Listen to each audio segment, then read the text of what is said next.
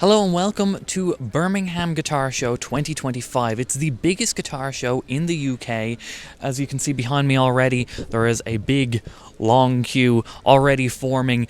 Today, we're going to, it's a 2-day event. We're only here for the 1 day, but this is probably my favourite guitar show because we get to see a lot of stuff that you just won't see anywhere else. So let's take a look inside. Familiar face from the Birmingham show from last year. Yes. And you've got some very impressive guitars. This is Mark from Hilditch, and I have to say, I just came over to the booth, immediately impressed. Yeah, the snakeskin. Everyone's loved that. As I was just saying then, everyone's loved that one today. It draws them in because it's something different.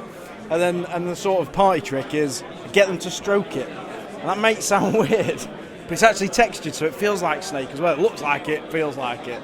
How did you even do that? With fishnet tights, actually. Oh, okay. That's what I use, yeah. Top secret there, but you know. Yeah. So, sprayed it in black, wrapped the fishnet tights over it, then did the patterns and the colours, pulled the tights off, and that's what you're left with. I was originally going to flat it all, so it was totally smooth, but I put a poll on Instagram stories, and everyone voted to keep it as textured, so... I think they made the right choice. Yeah, that's it, yeah. That's it, that's what we did. Yeah, and it has been... I'd probably say that, this one in the middle, the model is called the Spartan, so we'll give a bit of backstory on that. It was designed by a customer, the shape, because it's a little bit Xiphos with a little bit of one of my other models in as well. So that's why I went Spartan, because the Xiphos was the Spartan sword.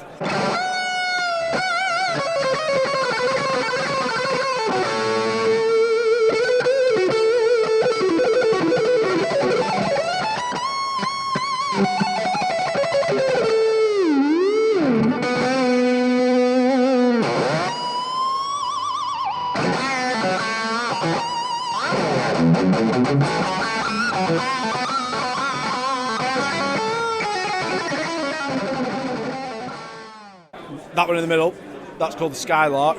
It was also designed by another customer a couple of years ago, the shape, and he's said I could take it on as a stock model.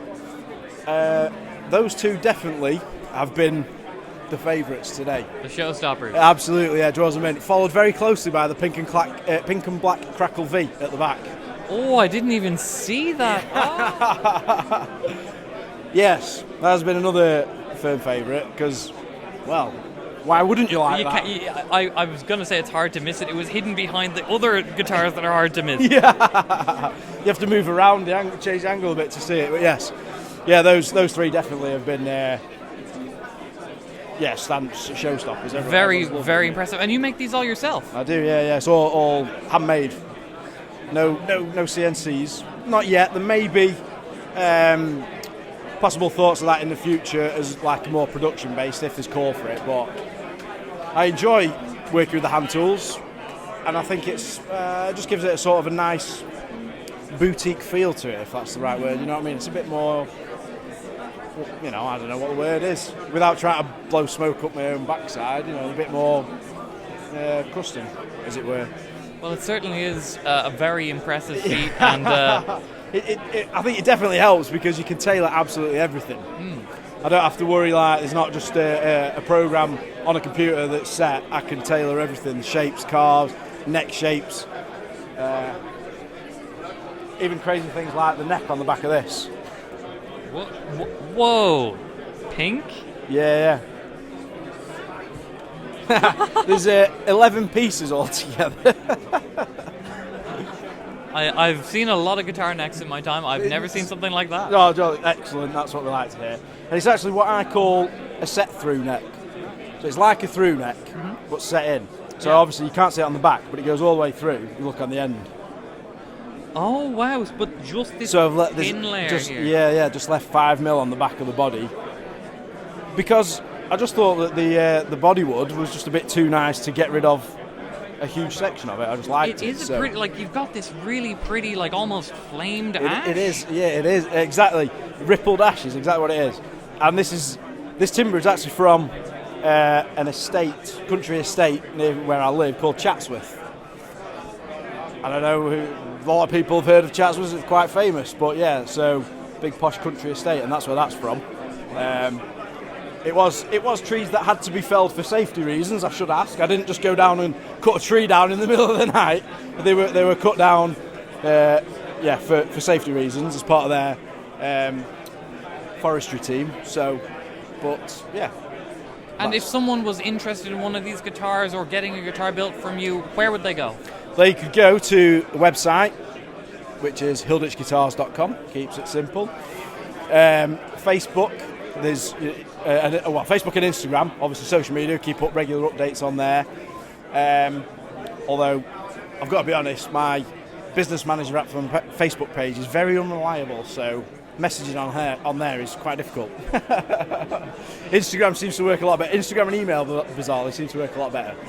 But yeah, that's the main ones. Okay, well, have a great show. Thank you for showing us. No problem. Thanks for stopping by. So we're here at RotoSound with Jack, Birmingham 2025, and you've got some new or reissues of some fuzz pedals? Yeah, we originally manufactured and sold some fuzz pedals back in 1967 when we had like a showroom on Denmark Street, and they're kind of like tone bender style ones, 3 germanium transistors, like not many components in them, and they're used by people like Jimmy Page. There's like a few photos of Jimmy Page back in the day playing them on stage, and I think on some recordings as well. We re-released them in like 2012, and it was a very small batch, and we bought as many transistors as we could, germanium ones, made up as many pedals as we could from that, sold through all of them like straight away. So what is it now, like 12 years later, and we bought up some more transistors, got some more enclosures made up, and we're building them again in a factory in Kent. So it's actually this silver one at the end. That's the RotoSound Fuzz. I can give you a little demo if you like.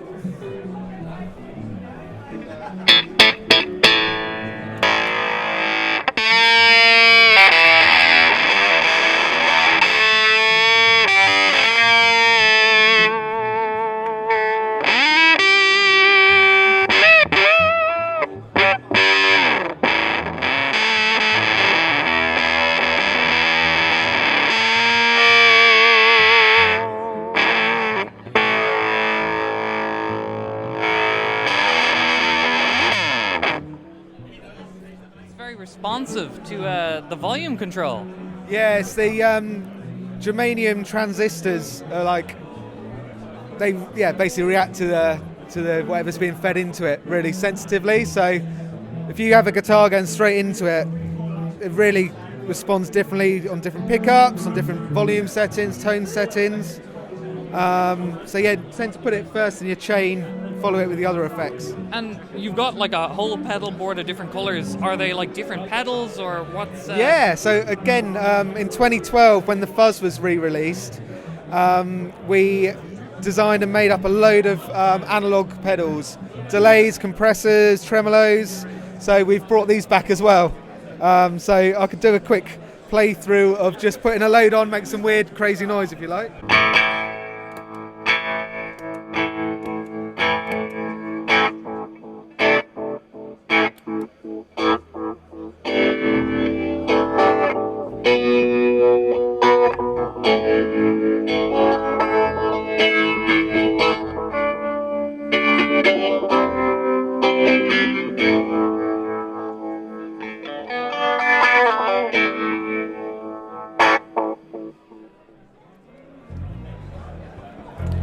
Well, that's perfect. Jack, thank you for showing us what RotoSound have. Thank you very much. Also, I'll just mention as well, we've been making strings in the UK since 1958, just outside of London. So, as well as the pedals, we've got loads of strings that people should try as well. Guitar strings, bass strings, mandolin, banjo, whatever takes your fancy.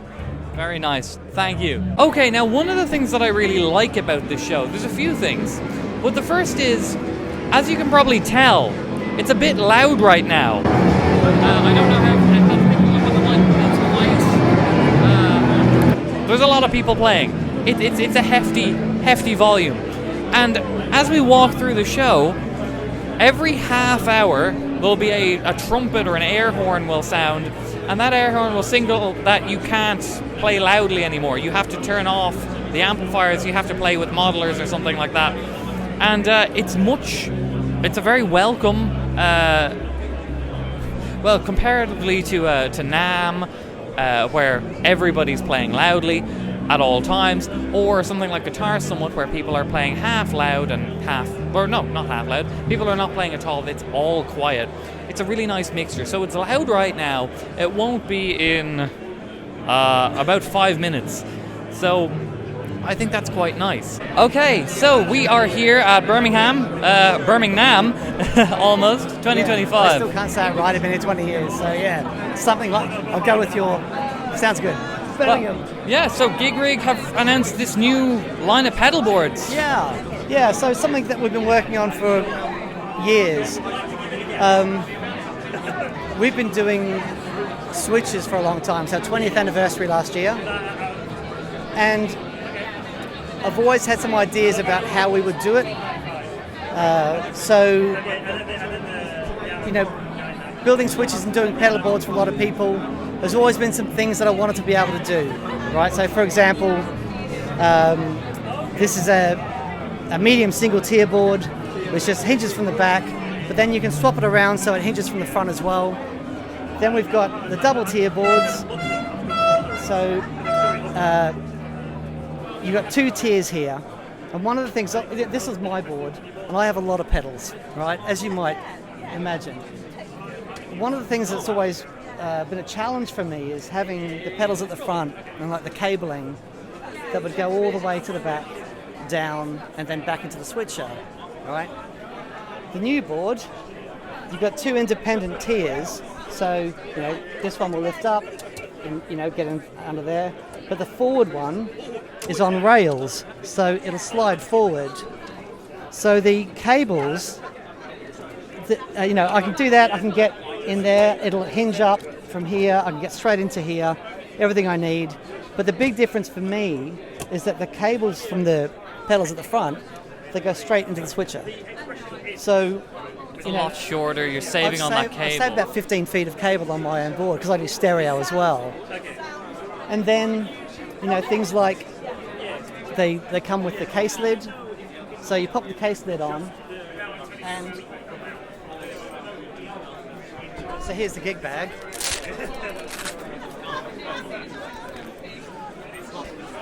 So you pop the case lid on, you do it up, you pop it in here. The pocket for the cables is in here. It sits in the negative space here, so that when you do it up, you've got all your cables and everything, but you still have a flat pack for the van. So one of my main gripes with anything that's got gig bags with, and then packing the van becomes a nightmare. So just a few of those things I thought, wouldn't it be great? And then when I had the idea for this, I thought, that's it, we're doing it. So and because they're made for switches, they're light. So this is the large single, so single tier, but they also all come with the wah wall, which means that you can either have just a long tier, or you can swap it out with a smaller tier, put the wah wall in, so you've got your wire expression pedal here. You've got 4 ports on the side, so if you have your patch bay or a 3-2-1 input selector, so you can customize it to how you need. Because I've got on my board, I've got the wah wall at the end, but then next week I'll take the wire off, I'll put it on the floor because I want to put more pedals on the board, so that you can do that, And these are all kind of designed around the Gigrig general, They are designed around the Gigrig, but they will, they'll fit a variety of switches. But the concept of it is, because we've been building these boards for so long, we just wanted to have a solution that you could pick up and throw in the van. Like these 2 boards here have been on tour for a year, and they're just great. They're they're aluminium, they're light, but they're strong where they need to be. You know, so yeah, we just spent a long time designing and just getting it right. Yeah, very clearly there's a lot of thought put into it, even with like a cable pouch. You wouldn't think about it, but then... Well, if you're touring, it's a pain, right? Because that, all of a sudden you've got all that space that you can't use. So yeah, it's a simple thing, but it actually makes a real difference when you're loading the van at night, you just want to chuck stuff in and not have to think about it. Yeah. Absolutely. Well, thank you, Dan. You're that so was welcome. the Gigrig at the Birmingham Guitar Show 2025. Thank you. Cheers, mate. We are here at G7th Capos with Tommy. And Tommy, could you explain what sets G7 apart from just, a regular capo? Absolutely. Well, as I've got one here, so the main idea for us is we want to try and create as fewer obstacles as we possibly can for the guitar player. So with this one, this is the Performance 3 with ART, which stands for Adaptive Radius Technology. And the string pad there, if you can see, there's a little bit of give and it'll adapt to the curvature of your fretboard. So this will work for most any guitar with 6 strings. And squeeze it down, won't move, release, flick up, job done. Maintain your intonation. That's the idea. Make it as easy as possible. None of the unnecessary, almost, jaw-like pressure that some of them have, where they've got a massive spring and they just crush the strings down and then it's out of tune and then you got to retune it, and then none of that with these. Hopefully minimal medieval torture, because it can be with some of them. So that's the idea, yeah. Fewer barriers as we can. That's a selling quote. Minimal medieval torture. Well, on that note, thank you, Tommy. Thanks for having me. Okay, so one of the things that I really like about this show is that it's not like your standard trade show. These are guitar stores set up here. So this is Absolute Music, for example, and they've got a whole plethora of guitars that you can try and you can buy. This, unlike things like NAMM or, in fact, I think even Guitar Summit, it's openly encouraged to sell instruments here, which is a cool thing. It's nice to see it because it's just general members of the general public. It is something that I think is needed, especially for brands that are like direct to customer, brands that don't have storefronts. If you could smell this, you would love it. We've got a beautiful smell here. We're with Rod at PineGrove, and you make some beautiful straps. I have one. We've got just a plethora of straps here. Could you tell us a little bit about just PineGrove? Yeah, PineGrove was started about 12 years ago, and we're really mad about really, really nice leather. I think I was looking for a guitar strap myself. I'm a guitar player, and it's really difficult to find a guitar strap that's made out of a proper piece of leather. So set about making some, really. Actually, we started by making harmonica cases, but we've got more into guitar straps now. And we make a range from quite simple things. Like you say, if only you could smell this on the camera. This is just a beautiful piece of Italian vegetable tanned leather, which means it's been tanned in the old-fashioned pre-industrial way using oak bark tannins and such like. And that's just really nice quality leather. So we do quite plain straps out of that without any padding on them. You look at you can just see the thickness of the leather there. It's about 3.5 millimeters thick, what the Americans would call 10 ounce. And then we do much more decorative straps. This is less than a month old, this design. I thought, what strap can we make that goes with a sunburst guitar? Ah, that's very clever. And it didn't take me long to come up with that, and I thought, why haven't I been making one like that for years? Beautiful vegetable tan leather. You can feel the softness of it, actually. Yeah. And you've got some padding in there as well for these. Yeah, we've got some padding in this one. This has only got one layer of 3mm sports foam in it. But we do specialise in particularly really comfortable straps for bass players. Again, this is made out of vegetable tan leather. Comes in a range of colours. This is the BS66 bass strap, 4 inches wide. It's got 3 layers of padding inside there. So it's absolutely fantastic. Look at that. This is really popular with all the older guys who've been playing bass for 50 years. you wanted to order a PineGrove, you can get them in these different colors. And you can get them. You can see everything online on the website, but if you want something different to match your particular guitar or bass, then give us a call, and we'll see we can do your custom strap. A lot of the designs here started life as custom orders, really, and we often don't charge any more for a custom strap. But what we might do, if it's a good-looking strap, we'll put it on the website. So everybody wins.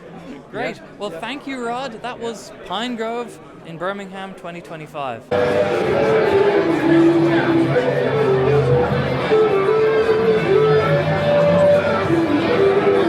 Okay, we're at the Atkin Guitar booth, and these are, we're in the electric or the acoustic section of the show, but these are a few of the electrics that caught my eye particularly because it's kind of hard to miss them. They are the very much relict neon signatures for Justin Hawkins of the Darkness, but I really actually like them. It's most definitely not for everybody. But what I'm noticing is, right, you've got the Godo Floyd, so immediately, good. I like that you can see the wiring through the clear. I just think it's nice. Like, it's relic, it's a heavy relic, most definitely, so it's not going to be for everyone. But I do actually quite like it. It's got its own charm to it. I think I'd probably go for the pink one just because I'm weird. Although, the High-Vis Riz one is quite striking as well. What do you think? So, say it in the comments. We're here with Karl Longbottom Guitars. We've got Karl himself, and we've also got Tom. Hello. And you're going to run us through a couple of the guitars, yeah? Yeah. So, hello, KDH viewers. Don't forget to like and subscribe. You got to get that. Cut that out. Regulars of your viewers will probably recognise us from last year. I think you did a bit of coverage on some of our things. We've done a bit of a range refresh for 2025. So we've got a couple of new things in. For those who haven't watched our last year's video, our thing kind of operates like a kind of custom shop, kind of made to order. So all of our guitars are hand built by Karl up in North Yorkshire, near Skipton. And our thing is trying to this hollow body design, right? So most of our guitars come with the option of being a solid construction or a hollow construction. And as far as we know, we're kind of the only kind of guitar maker out there that's really doing the kind of carved top, body contour kind of design, but with the full hollow. So, I mean, through the medium of video, this is really great. We'll get live reaction. Have a feel of the weight of that. There's nothing in it. Yeah, exactly. So, when you get to my ripe old age, you see, and you're playing for like an hour and a half, the weight relief in the hollow construction, you really notice it. But we don't compromise on sustain or kind of quality of sound. Pickups we're using Radio Shop and Sunbear, so like top quality stuff all throughout. And we can basically do it in any colour, in pretty much any configuration you like. All of our shapes, you'll see, they're kind of inspired by something you might recognise, by a brand that begins with F. But a lot lighter. But they're shackled with 60 years of baggage. They've got to keep it a certain way. We can kind of be creative and kind of do what we want. So our new stuff. So this, you may recognise this body shape, quite familiar. So the 037 is our kind of single cut LP style guitar. Again, this one's hollow. So you've got a couple of Les Pauls. Have a feel of this. Yeah, it doesn't feel like a Les Paul. No. But, and we'll get you some sound demos in a minute. The sound quality and the sustain, just absolutely phenomenal. It really is a cracking bit of kit. I want this, so I was told I'm not allowed. It's the demo model. So we'll get a sound demo of this. It's wicked. We've also got this. So this, the Alpine. It's our Karl. What's this based on? Based on my own idea and my own age. Fair enough. Oh. Just edit this bit out where I awkwardly get the label stuck. So this is our sort of original design, kind of offset, but also kind of single cut. This is new for 2025 as well. This is the Alpine Deluxe. So we're going for the flame tops, but we're keeping the kind of body contour, the kind of comfort access here. This one is a solid construction, so it's a little heavier. But and still that's still light. Yeah. I mean, it could be lighter. It could be lighter, but I don't want it to be, right? And then this is super cool, if we head this way. So this is the Gordini. This is just so cool. Again, we've got the kind of body contours, but this is a solid construction. A lot of people say Epiphone inspired. It's actually not. So what it is we took we took this and mirrored it.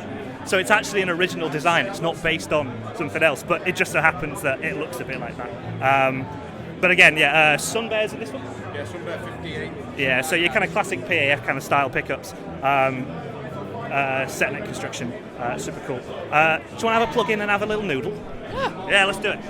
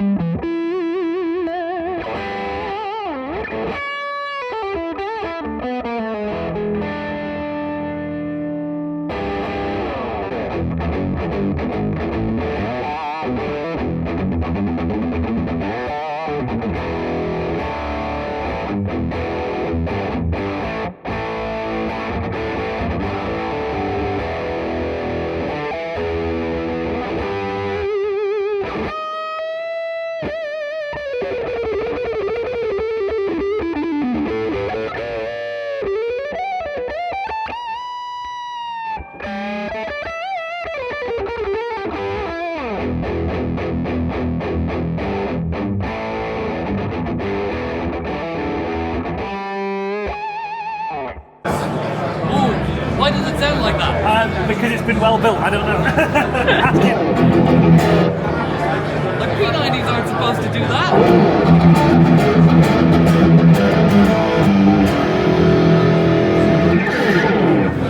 That's tasty, that's nice.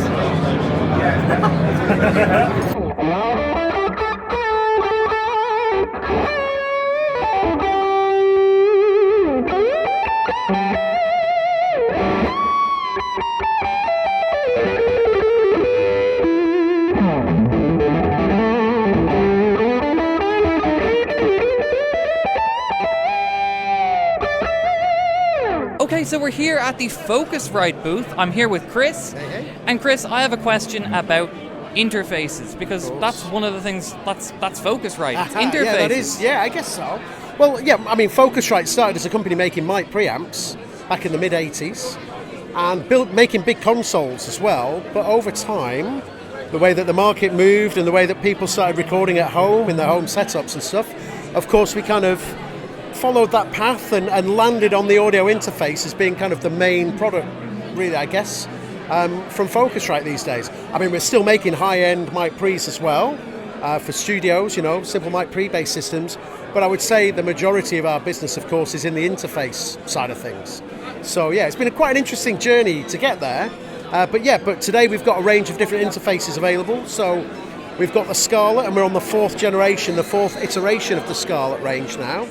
And we've also got the Claret range as well, and we've got both of those set up here at the booth too. So let's start with something here, right? So we've got the Clarets here. I'll just put this down so you can see. Yeah, we've got the full range of the Clarets here, and the Clarets really start from the 2 pre. It's given us 2 preamps in there, then the 4 pre. Surprise, surprise, 4 preamps. And then we get down to the 8 pre as well, and then of course we've got 8 pre's on there, and various different output configurations as well. The 2 pre has got 4 analog outs, and actually also I'll just sort of spin it around. You can see we've also got optical ins as well. So if at some point you wanted to increase the amount of inputs, here we've got 2 inputs, but let's say, okay, I want to start to track some drums maybe. We've also got this little box at the bottom, which is called the Claret Octa Pre.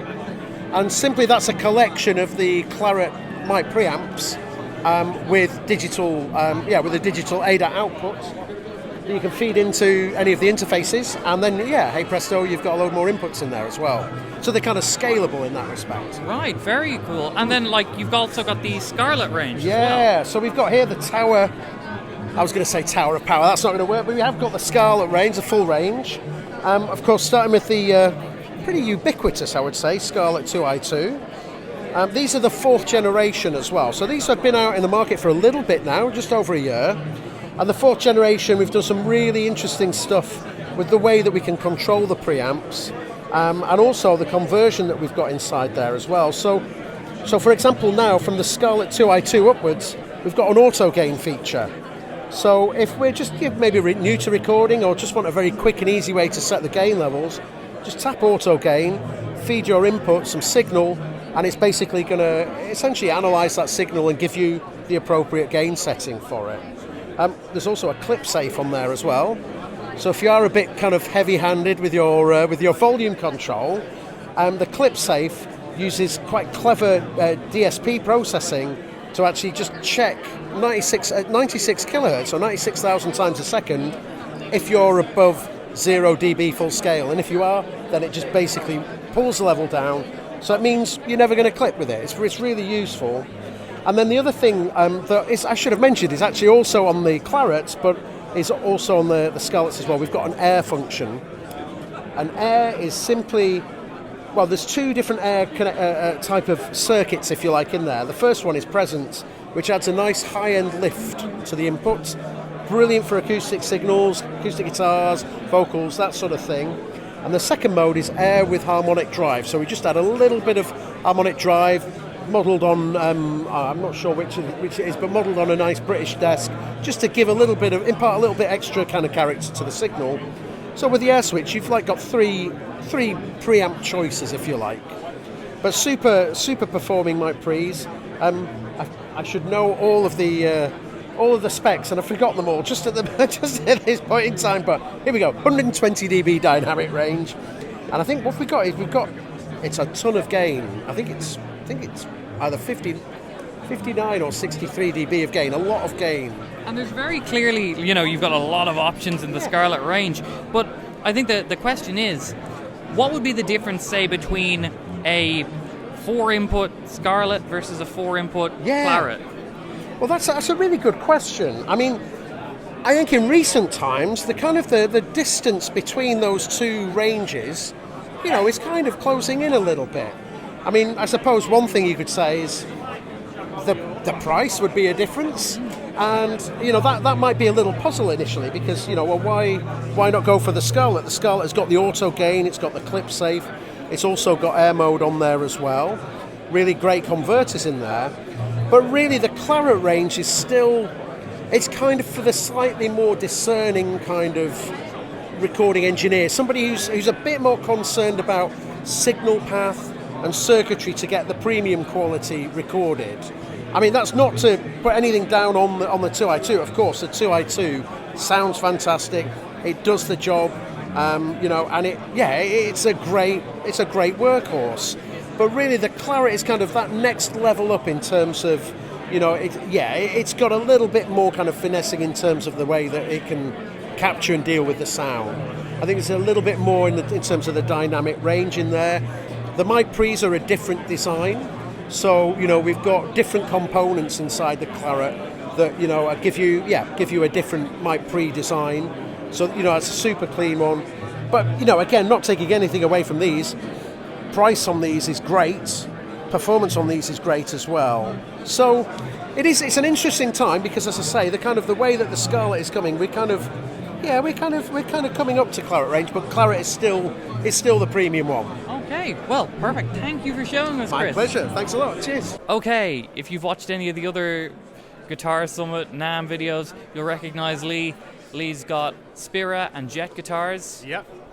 Yeah, I have, and we're here in sunny Solihull today, aren't we? So last time I saw you in California, and the time before that was in Germany, which was actually a bit rainy, but today, it's just like California. Beautiful Solihull. It's the same. I thought when coming in this morning, I thought it's just the same. It's just the same. But yeah, so Jet, of course, we've been rocking along for quite a few years now, so Jet's back again for another year here. But for Spira, it's the first year UK show. It's the first UK show we've done. Obviously, we launched at Guitar Summit last year. We were at NAMM, but this is the first show in the UK. So, I mean, already the show's only been open an hour. We've had a really fantastic response to everything we've got here. S400s in the matte finishes that we've seen before, and the S450s. We've got some 7-strings here as well. So, yeah, we're here showing our metal wares. You've got this guitar here that I haven't seen before. You haven't seen this one before? No. So this is the L400. So obviously this is our single cut inspired sort of guitar. So for those who just want something plug and play, rock and roll. Same pickups as in the other models, so the villain pickups, volume tone, three-way switch. We still include the string dampener on this as well, which is down there. And yeah, it's just more for the sort of single cut guys. And we do this in this matte white, and we do it in a matte black as well. So, you know, none more black for that one. Yeah, so we're happy to be here and showing everybody our stuff, mate. Very nice. Well, thank you, Lee. Absolute pleasure as always.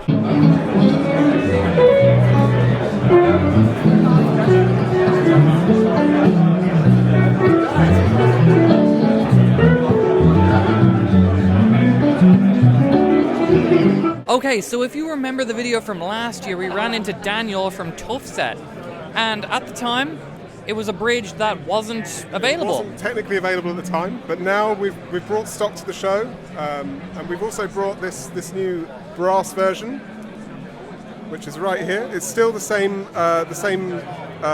saddle adjustment. It's the same rocking bridge. We have versions coming for Tune-o-matic in future. That still hasn't been forgotten about. That's going to be coming. And we're also looking into doing like a fixed post, low friction version as well for the people who don't like the rocking bridge. And these bridges are primarily for people with like Jazzmasters. Yeah, exactly. It's Jazzmaster, Jaguar, Mustang, and Bass 6 as well. We've had some really fantastic feedback from Bass 6 players.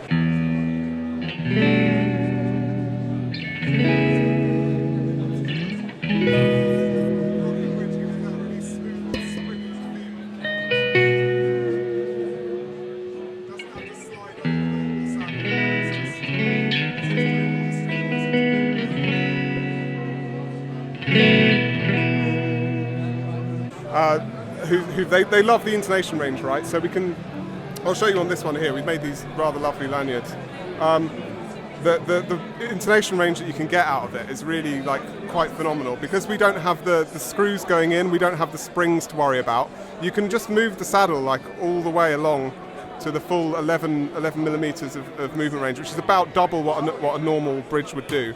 And another thing that the Bass 6 players love about it is that they do make the Bass 6 bridges that are a bit wider, but those ones, if they want to play with a mute, they're playing it, they have to use a specific mute that's slightly wider, and so those are really, really difficult to find. And with this, you can put this on the guitar, you can put a Jaguar style mute on it, and it can still work on your Bass 6 that way.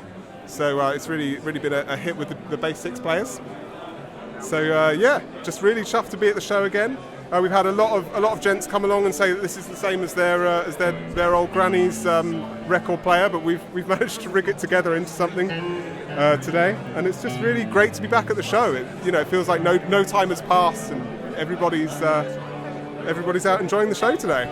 Absolutely. Well, thank you, Daniel. That is Tuffset. If you've been watching any of the videos, be it the original Birmingham video from last year, the NAMM videos, you'll know Valiant. I keep trying to make the impression. So, how are you, Keelan? You all right? I'm doing good. Good. It's great to see you again in sunny Birmingham, which is my hometown now, even though I'm originally from Sheffield. I'm sort of now resident just 5 minutes away from here, so it's the best show. Unlike yourself, I didn't have to get up at 4:30 this morning, so I'm a bit lucky. I'll just run through. We've got a few new models with us at the show, which we didn't have, I believe, in NAMM. We've got the Smith, which is our take on a bit of a PRS, bit of a Les Paul, but it's a beautiful guitar. As I said, I'm not going to bore you with all the details and what makes them, uniquely Valiant. All I can tell you is that they're bloody amazing. They're incredible guitars. The feel of the necks, the fretting on them. I've played guitar now for well over 40 years. I'm not going to go into any more detail than that, and they're probably the best guitars I've ever played, to be honest with you. They're all custom built, hand boutique built in Ukraine still, just outside of Kyiv. What's your favourite model? Do you know? I think it's the Mercury. Right. The reason why is the switching, but I think you've included the switching now on this new model. Yeah. This Okay. is the Titan. That's right. Yeah, the difference with the Titan, it's a super take on a telly, but yeah, it's just missing the other single coil, so it's a hum single as opposed to a HSS. But yeah, you get the same principle with the series, parallel and single coil, giving you all the different options with the pickups. But it's a beautiful guitar. They're just great to play, and it's amazing that we get people like yourself coming along and giving us all our good graces, if you wish. Yeah, you're a great help. You're a great help, mate. But they need it. But I must admit, what I do say to everybody, it's great seeing guitars and falling in love with what they look like. But until you've played them and you've heard them, I think that's the big difference with the Valiant guitars. It is. You can list off features for as much as you want, but it's getting to play them that's something that's really special. And the great price. They're half the price that you would pay for an American equivalent. So it's the writing's on the wall. Everybody should buy and play Valiants, and I don't think it'll be long. Okay, well, thank you very much. Cheers. Great to see you again, Keelan. Take care. Okay, so we're here with Zilla Cabs. If you're looking for a custom cabinet, I've been using one for years. I noticed that you've got this whole cab builder, a virtual cab builder, and it's very impressive. Could you show us a little bit about it? Well, yeah, thanks very much. So essentially we just built a program so we can try and show all the different options, really. Being cab builders, there's quite a lot of choice, and it can get a little bit confusing. So we try to break everything down. So a bunch of 2x12s and then 1x12s, all that kind of stuff. The Fat Boy, this one's our most popular one. If you need a bit of inspiration, we tried to put a bunch of presets on there. So different colour schemes, we call that the GT40. Mick Dundee, some crocodile vibes there. And then, going through all this, we've got all the different options, the grill cloths, piping. Probably most important after the choice of or size of cab. We got the different backs, and you can listen to them there. And then speakers. So the ability to mix the different speakers and take a listen to what they do. What speakers do you have in yours? K100s. Oh, okay, cool. So they're a great speaker. They kind of fly under the radar a little. Have we got them on here? I think they're discontinued now. Yeah, they stopped them, but I don't think we've... Maybe... I tell you why, because they only come in 8 ohms, so you can only get them in a 16 ohm cab. Yeah, so there we go. So the K100s. Yeah, they're predominantly... Well, they're predominantly marketed as a heavy speaker. Yeah. You kind of lean in towards the heaviest stuff. Yeah. Right. But they're actually a fantastic speaker for kind of cleans and stuff. We do quite a lot in like open back 1x12s and stuff. They can sound really nice for edge of breakup. So they're not as like pigeonholed as maybe they should be. But there's this funny thing about the K100. Now they've discontinued it. They've started to get a little bit more popular. The popularity kind of really was going down with them. And then recently, when they've announced that they're not making them anymore, it's actually picked up. It's always that way. It is. There's loads of speakers from the packs, like the Lynchback, which is a speaker that's, I don't know if you know much about it, but it's probably about £500 each on eBay now, like 3, 5, something like that. You couldn't give them away. I think I only ever bought 10. I had a bunch of them myself. A couple went to a mate. And, you couldn't get rid of them. But that's, I don't know, just humans, I guess. Yeah, once it's rare, people want it. Yeah. Scarcity. Well, yeah, you make all sorts of custom cabinets, be it 1x12s and a whole bunch of different sizes, all the way up to big 4x12s, oversized 4x12s. Hey, you want to see something cool? We've got this. This is just a sneak peek. There's a little... Oh my God. This is something that I really want to build with someone. Obviously no one's asked, but check this out. It's a pair of 8x... Oh, right, we've got a glitch there. All right, that's supposed to show a load of speakers. Sod's law. But yeah, that's Tonehenge, something I want to build. A pair of 8x12s. Well, I sincerely hope you get to. Yeah, I'll let you know if we do. I'm not sure it's going to be a big seller. And people can find more about you where? Yeah, on the website, zillacabs.com. We've got all this. This is an offline version, but we've got the website is basically this. So yeah, if you're interested. Perfect, great. So that was Zilla Cabs. Bass players rejoice. We're here at PJD and we're taking a look at you've got a bass here. We certainly have. This is the St. John bass. So it follows the same sort of DNA as our guitar with the offset kind of vibe. Same materials, a beche body, open grain finish, maple neck, our own hand wound pickups. So this is the JJ set. As you can probably tell, we do a Music Man, we do a P and a PJ, all made in the UK, nitrocellulose finish, and yeah, these are available now for this much. Made in the UK. Made in the UK, it's a bargain. Very nice, yeah. Very nice. Well, that's PJD basses. They also make guitars, but if you've seen the videos, you know that they make guitars. We're spoiling the bass players today. Okay, so we are here with some very impressive pedals here. I'm here with Antoine from Kernom, and there's some really cool pedals. Could you tell us a little bit about them? Yes, thank you first.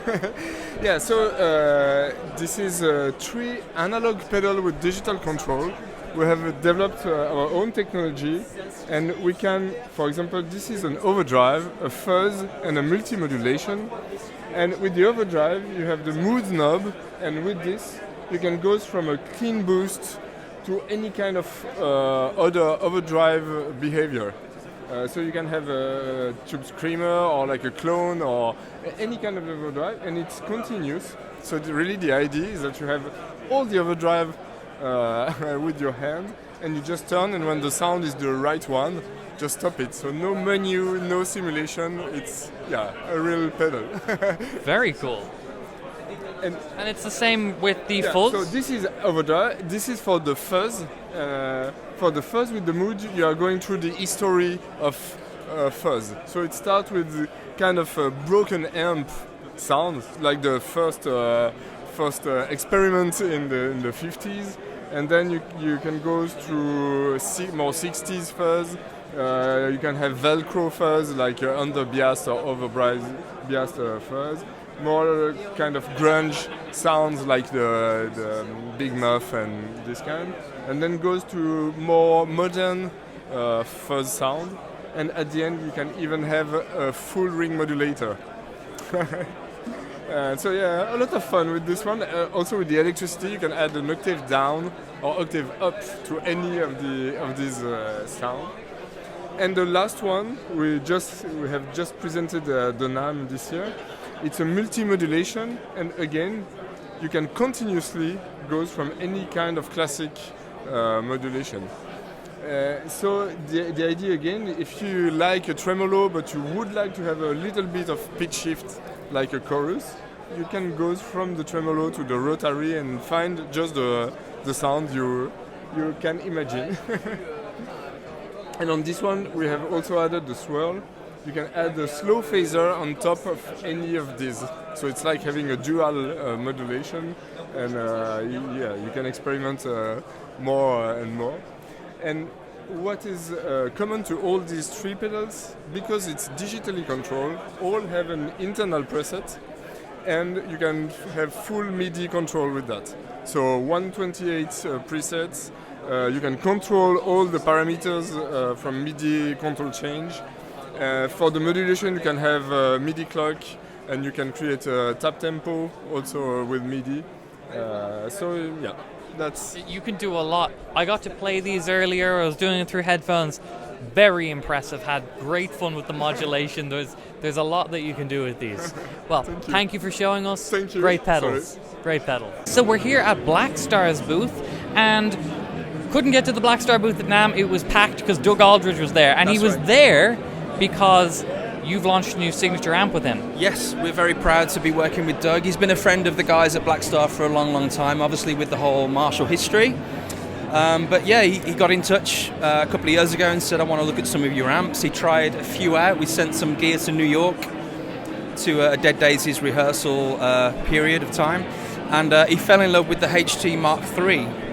So We worked alongside him and some slight tweaking in the voicing, specifically in the mid-range, and we've brought to life the DA100 Ruby, lovingly named after his daughter, and he loves the colour of this sort of product, and it's just a slight tweak from the original, but sounds amazing. Yeah, he's been gigging 2 of these with the Dead Daisies ever since. Very nice. Yeah. And you've also recently reissued or maybe revitalized the Series 1? Yeah. So essentially exactly the same as our classic Series 1 product, which came out many, many years ago now. But we needed to bring it up to date with component values and high quality components, because there are still a lot of guitar players out there touring the world that still require high gain, powerful heads. And we have a lot of contact with those artists. And to be able to revitalize the Series 1 into a Mark II was something that our team of engineers just wanted to do, so it was there. You know what I mean?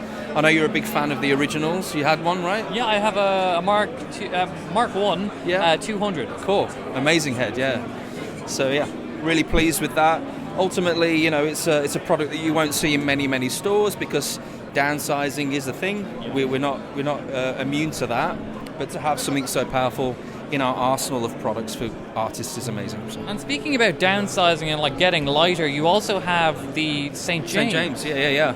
So St. James 100 is our sort of newest flagship product. Super versatile head, 2 EL34s, 2 6L6s in there. You can either use it at 50 watt mode for each power amp tube choice, or blend all 4 together, which is a really dynamic product. Multi-channel, foot switch included, really versatile bit of kit, and super lightweight as well.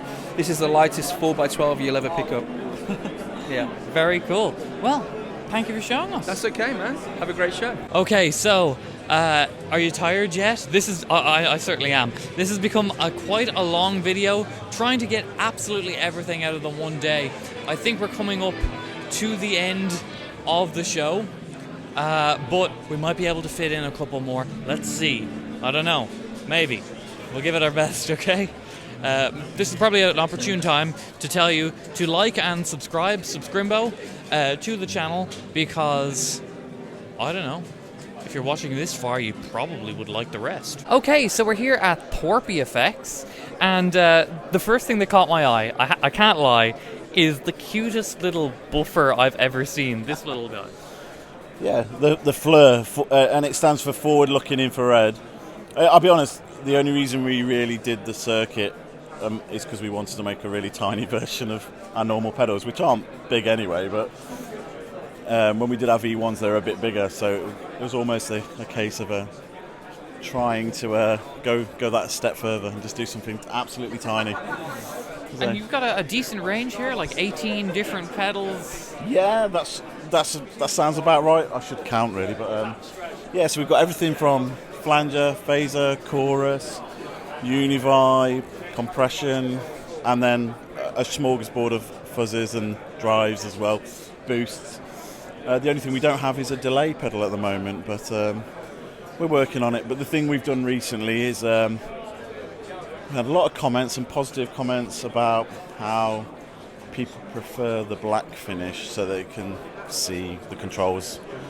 So that's what we've done. We've listened to our customers, and here you go. We're moving that way now. Yeah. So most, if not all of them, are going to end up with the black finish on the main. Pretty much, yeah.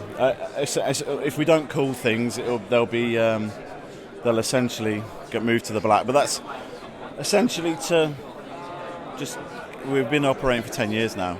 It's a refresh of the range, and it just allows us to do a lot more cool stuff with the artwork, with lasers and stuff like that. Very nice. Well, have a great show. Thank you for showing us. Thank you. Have a good day. Okay, so we are here with Neil at Haynes Guitars, and this is a very purple-looking guitar, Neil. It is, yeah. It's actually violet. We call it ultraviolet, so it's got a small metallic flake in it. So this is a bit unusual because the normal SC22 would just be more Gibson based in its wiring and its humbuckers. It's just 2 humbuckers and a P9 maybe. But I wanted to do a Gretsch inspired guitar. So this has got 2 TV Jones pickups in it.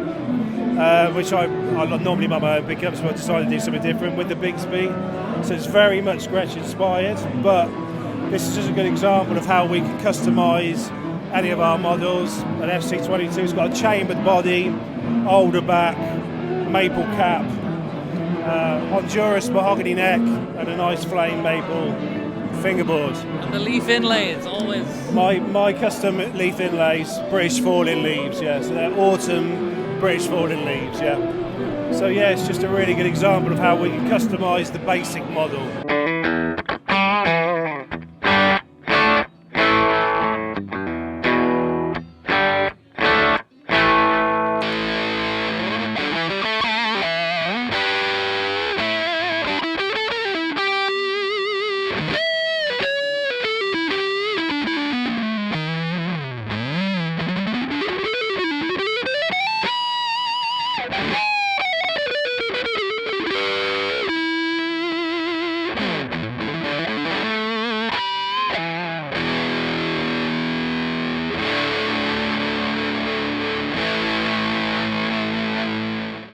And something like this, what would a guitar from Haynes retail at? What would you charge? So the bolt-on necks here are 2.9, and this would be 3,300. Made in the UK? Made in the UK, everything. Yeah. I mean, generally I wind the pickups, but this would have a little bit of a markup because of the different pickups in it and the Bigsby, but the basic model is 3.3 on this. So yeah, that's it really. Very nice. Yeah.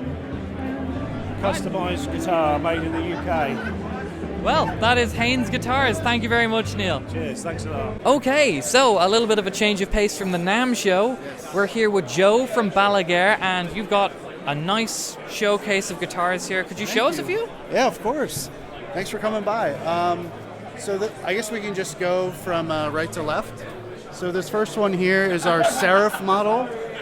This specific guitar is part of a USA series run we did, where normally there are around like 20 to 30 guitars at a time, built in the United States. This one has an alder body with a roasted flame maple neck and fingerboard, stainless steel frets, hip shot IBI bridge, 5-way super switch to split the humbuckers. The humbuckers are our own design called the Fission Bucker.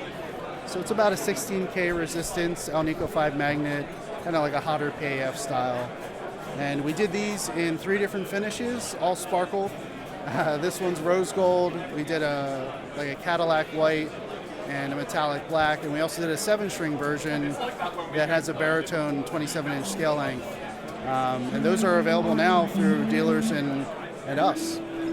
So moving to the left, this metallic guava guitar, and then the metallic cool green one right there are signature guitars for our artist Tony Pizzuti from the band Sleeping with Sirens.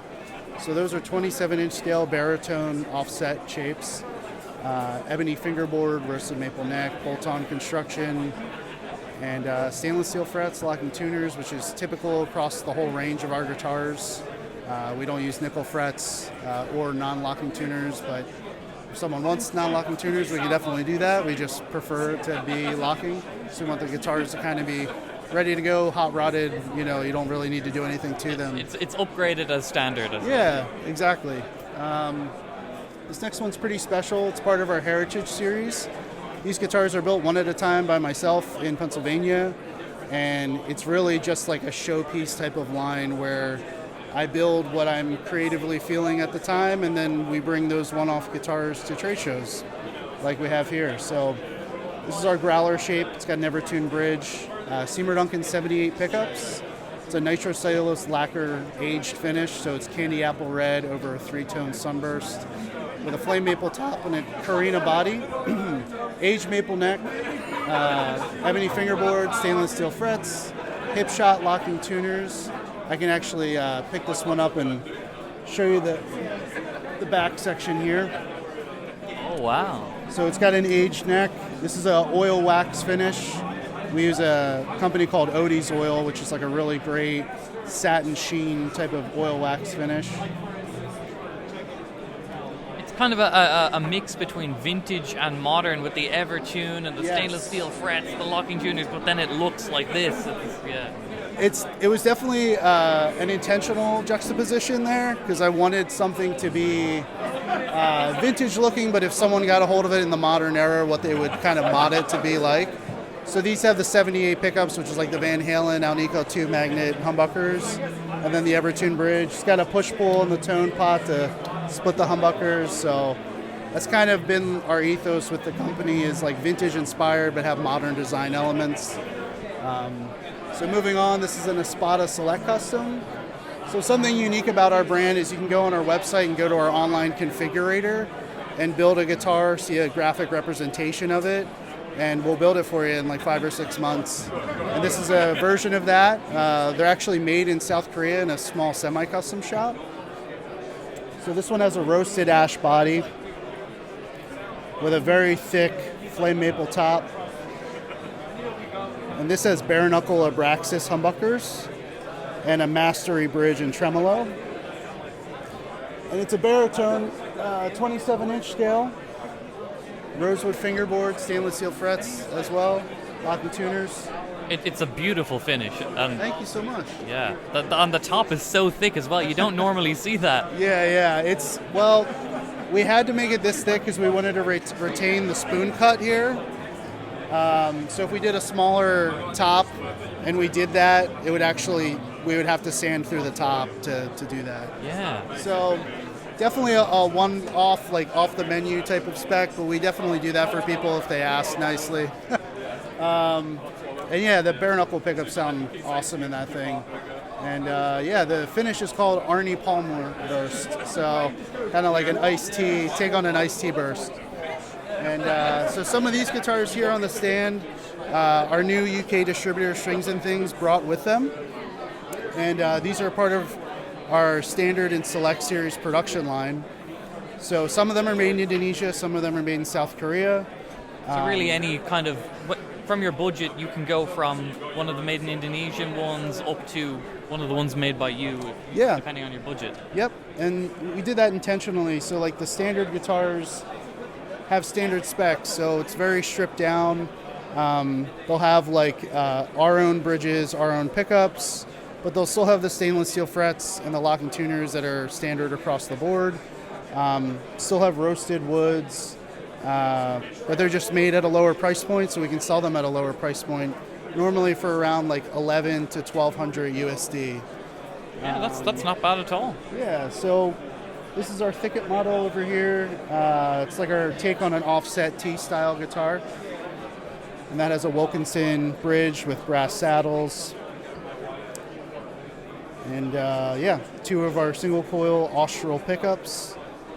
And then this one right here is the Espada standard. And that has a ferrule humbucker, which is like our version of a hotter PAF, like a 12.5K resistance humbucker. Austral single coil on the neck. Roasted maple. And some of these other ones are Korean, part of our Select series.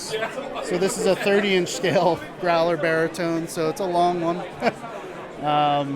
There's something for everyone here. There is, yeah. With the popularity of bands like Loathe and just some of the other bands even that we endorse, like Mitch from Silent Planet, they're tuning down as low as drop F sharp or E1 even, so like bass 6 tuning. So then they need the 30-inch scale. Yeah, so they don't have to put like a 100 gauge string on the low end.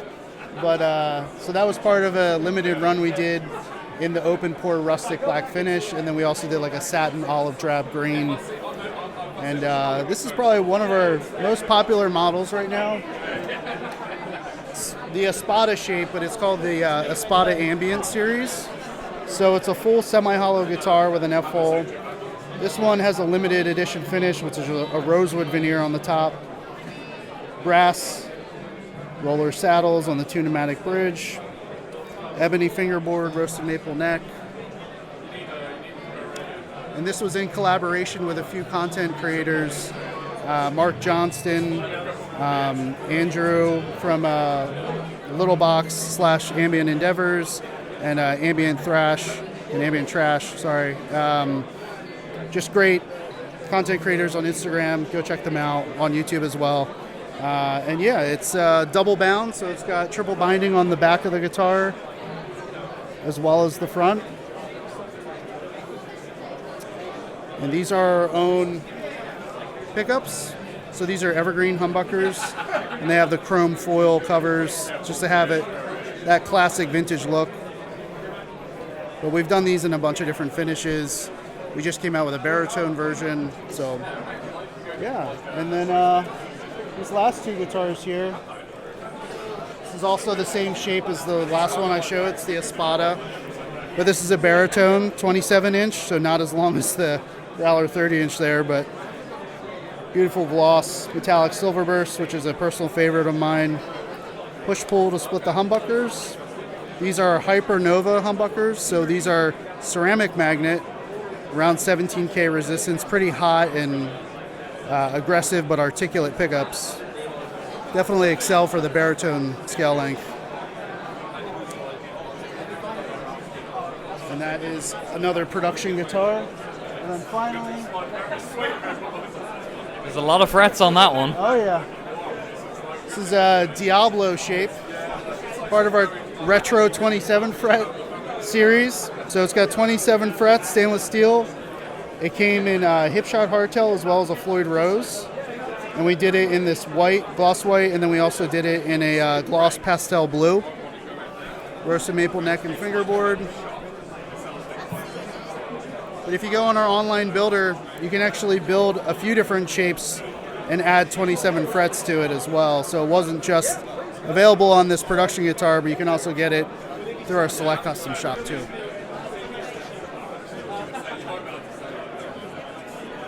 That's all we got. Well, Joe, thank you for showing us everything here. Very clear that you can get a lot of things from Balaguer. Yes, for sure. And I really appreciate you coming by. Yeah, well, thank you for showing us. Yeah, thank you. Okay, so we are here at Manson Guitar Works, and we've got a very sparkly guitar. Could you tell us a little bit about it? Yeah, so this is, well, kind of new for 2025, but we're also bringing back a classic. So the Hollow Sparkle, Black Hollow Sparkle, is kind of a classic finish for us. It's absolutely stunning. So this guitar here, it's kind of our mid-price guitar. Retails, oh goodness me, I can't remember the number off the top of my head, but I've got a cheat sheet, unfortunately. It's been a long day, so my head's slightly fried. So, in fact, Aid, what's retail on this? Huh? What's retail? 2599. 2599 it is on these, so it's a nice, mid-range for us. So it's kind of like, it's a step up from our courts, which are behind you, but it's like, it's not one of our UK-made instruments, so it's made on our EU factory. So, but everything that comes out of the factory comes through us, gets final setup, final quality control. But these are really cool. So it's loaded with the Zilla Cabs fuzz factory. Got Sustainiac, I believe. Yeah, so it's just standard, three-way, volume tone. Yeah, it's a really nice, comfortable guitar. It's got a classic kind of soft V-neck on it. Yeah, it's just an absolute beastie. It is really cool. Yeah, it looks cool, and I'm sure there's a lot of fun to be had with the whole circuitry. Oh yeah, they're so much fun to play, especially just having Sustainiac and fuzz. It's just you can make. There's so many possibilities with sounds and stuff. You've got the step up, so we've got a guitar just on here. So that's one of our new era guitars, which fitted with Floyd Rose. Floyd Rose with the Sustainiac is absolutely killer. It's just so much fun. They're really, really sick. So. Well, thank you very much for showing us. That was Manson Guitar Works. Okay, so we're here at the Birmingham Guitar Show 2025, and we're here with John at Origin FX. And for those that are familiar with Origin, the Cali 76 compressor is very popular, but these are maybe more refined versions? Yeah, these have been updated since you saw them last year. So we tried to keep the character and all of the things that people were used to about these consistent with the old models, and then make some improvements. So the first obvious thing is they've shrunk.